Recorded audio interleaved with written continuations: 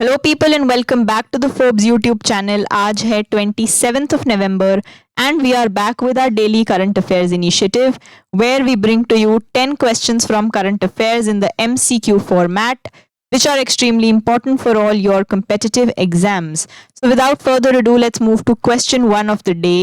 In which state was a new pellet plant inaugurated along with foundation laying of bioethanol project by Prahlad Joshi? Prahlad Joshi ने किस राज्य में bio ethanol project की नींव रखने के साथ साथ एक नए पेलेट प्लांट का उद्घाटन किया है? सो बेसिकली जो हमारा बायोमास होता है उसके पेलेट्स बनाए जाते हैं जिससे हम बायोफ्यूल जनरेट कर सकते हैं। इस तरह के पेलेट्स दिखाई देते हैं वो।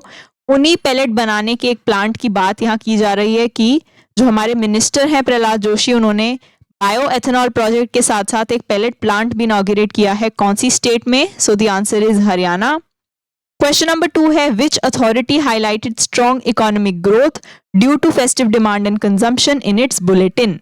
किस अथॉरिटी ने अपने बुलेटिन में त्योहारों की मांग और खपत के कारण मजबूत आर्थिक विकास पर जोर दिया है? तो इन अथॉरिटीज में से कौन सी अथॉरिटी है जिसने एक इंफॉर्मेशन बुलेटिन निकाला है जिसमें इंडिया की इकोनॉमिक ग्रोथ का रीजन बताया गया है फेस्टिव डिमांड एंड कंजम्पशन को? तो the answer is RBI, reserve bank of India. Question number 3 है which Ethiopian volcano recently erupted after thousands of years of dormancy? हजारों साल की सुस्ती के बाद हाल ही में कौन सा इथियोपियाई ज्वालामुखी फटा है? न्यूज में आपने देखा होगा कि कैसे ये बताया जा रहा है वॉल्केनिक एशेस जो हैं वो इंडिया के ऊपर भी फ्लो करेंगे जिसकी वजह से दिल्ली जैसे रीजन में AQI गिरने की और ज्यादा संभावना बढ़ गई है। तो the answer is highly Gubbi Ethiopian volcano. Question number 4 है Velamala Simmanna recently received the LNF Literary Prize 2025 for contributions to which language? वेलामाला सिमन्ना को हाल ही में किस भाषा में योगदान के लिए LNF लिटरेरी प्राइज 2025 मिला? तो हमें यही बताना है कि वो किस लैंग्वेज के ऑथर हैं out of the given 4 and the answer is Telugu. Question number 5 है India is participating in World Skills Asia Competition 2025 for the first time in which location? Bharat पहली बार वर्ल्ड स्किल्स एशिया कंपटीशन 2025 में किस जगह हिस्सा ले रहा है, यानी कि इसको कहाँ होस्ट किया जा रहा है? And the answer for this particular question is Chinese Taipei. China का जो ताइपे रीजन है वहां पर इसको होस्ट किया जा रहा है world skills Asia competition. Question 6 है which new short code number has been introduced for providing immediate emergency assistance to women nationwide? देश भर में महिलाओं को तुरंत इमरजेंसी मदद देने के लिए कौन सा नया शॉर्ट कोड नंबर शुरू किया गया है? तो जैसे हमारा पुलिस को बुलाने का 100 नंबर होता था, नाउ इट इज 112। इसी तरह से एक शॉर्ट कोड नंबर निकाला है विमेन की इमरजेंसी के लिए और ये निकाला गया है by the national commission of women. So the number in question is 14490.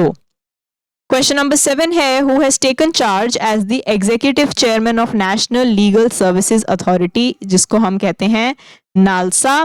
National legal services authority के एग्जीक्यूटिव चेयरमैन का चार्ज किसने संभाला है? नालसा जो है वो आपकी स्टैट्यूटरी बॉडी है। It is a statutory body which is established under the Legal Services Authority Act, Legal Services Authority Act of 1987 और ये कब establish हुई थी? 1995 में। So the latest executive chairman जो इसके बने हैं वो हैं जस्टिस विक्रमनाथ। Question number 8 है the Indian Army recently announced formal recognition for veterans of Operation Pavan. This operation was conducted in which country? भारतीय सेना ने हाल ही में ऑपरेशन पवन के अनुभवी सैनिकों को औपचारिक मान्यता देने की घोषणा की है। यह ऑपरेशन किस देश में किया गया था? जो ऑपरेशन पवन है इंडियन आर्मी का वो कौन से देश में किया गया था? The answer is Sri Lanka. Basically जब आपका LTTE जो है liberation tigers of Tamil Ilam या तमिल स्टेट, तो LTTE ने जब श्रीलंका के जाफना आइलैंड पर कब्जा कर लिया था तो जाफना आइलैंड को उनके कंट्रोल से छुड़वाने के लिए हमारी इंडियन आर्मी ने ऑपरेशन पवन किया था एंड रिसेंटली फॉर्मली रिकॉग्नाइज कर लिया गया है उन वेटरन्स को जिन्होंने ऑपरेशन पवन में पार्टिसिपेट किया था।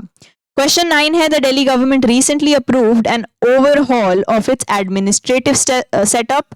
After the restructuring, how many revenue districts will the capital have?